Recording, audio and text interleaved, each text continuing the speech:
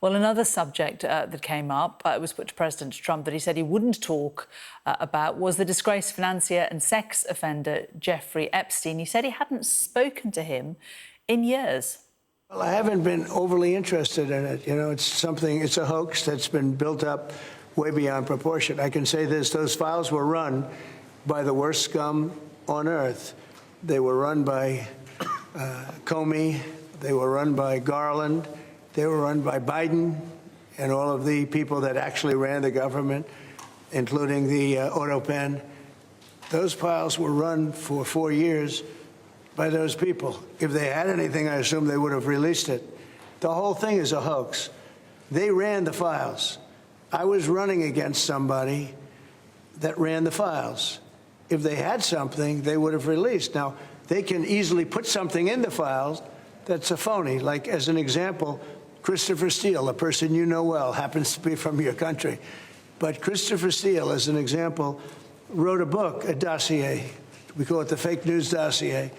And the whole thing was a fake. The whole thing was a fake. They can put things in the file that are fake. But those files were run by bad, sick people. Well, let's bring in our US correspondent, James Matthews, who's in Aberdeenshire, where the president is expected to travel to and arrive a little bit later on. And James, certainly not mincing his words when it comes to him being drawn into the Epstein controversy.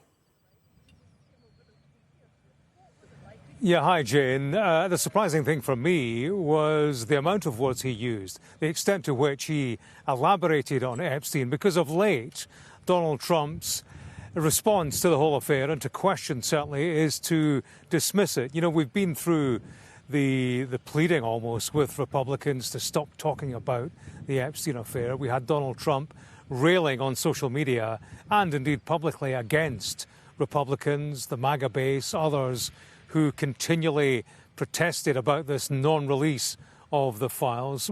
So he's worked through that. Latterly, he'd gone rather quiet on it, and indeed on this trip, we'd heard him dismissing questions, dismissing the notion that it had any significance at all. There, you know, he elaborated on the affair, took questions, answered questions, and he spoke about, well, a number of things, actually.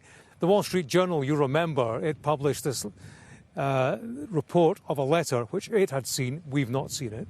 It was a drawing, hand-drawn figure of a woman with Donald signed, a squiggly signature of Donald beneath the waist.